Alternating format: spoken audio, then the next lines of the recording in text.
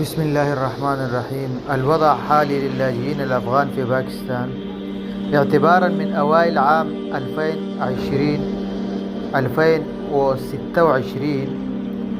تقوم باكستان بتنفيذ حملة صارمة لإعادة أكثر من 1.5 مليون لاجئ أفغاني غير موثق، وقد غادر أكثر من 1060 ألف شخص خلال الأشهر الأولى من عام 2026 وبعد سيطرة الطالبان على أفغانستان عام 2021.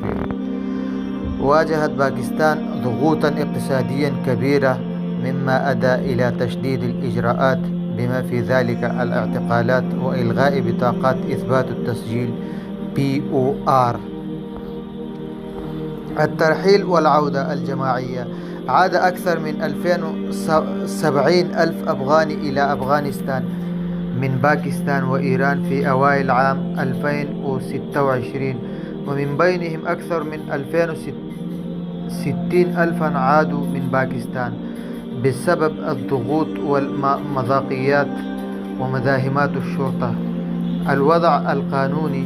لا تعترف باكستان بالعديد من المقيمين منذ فترة طويلة كلاجئين رسميين، وتطالبهم بامتلاك التأشيرات وجوازات سفر سارية، مما يجعل الكثير مما عاشوا هناك للعقود في وضع غير موثق. المخاوف الإنسانية. تواجه العائلات المرحلة مستقبلا غير مؤكد في أفغانستان، وغالبا ما تعود إلى مناطق لا تملك فيها منازل أو موارد. الإجراءات الشرطة. تم الإبلاغ عن اعتقالات يومية للمواطنين الأفغان بما في ذلك صحفيون في عدة أقاليم. صحفيون الصحافي يعني. الخليفة والإحصائيات. إجمالي السكان.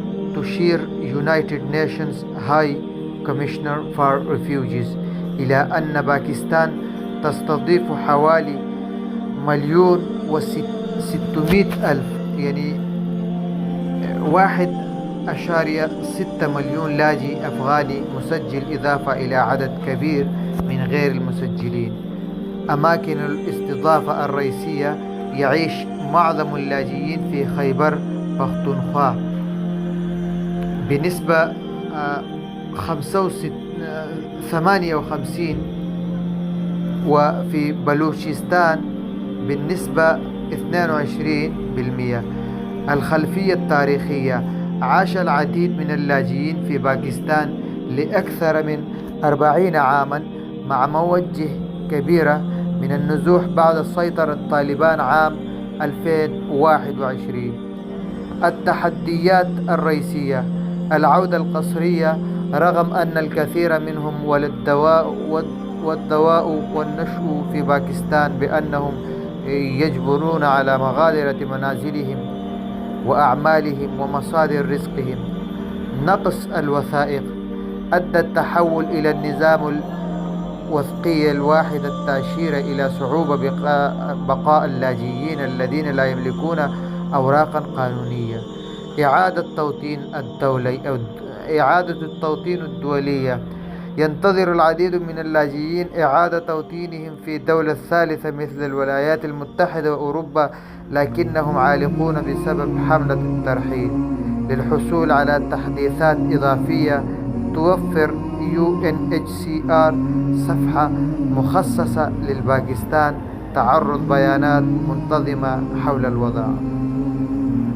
معكم قربان أفغان بتعلم مع قربان أفغان البشتور.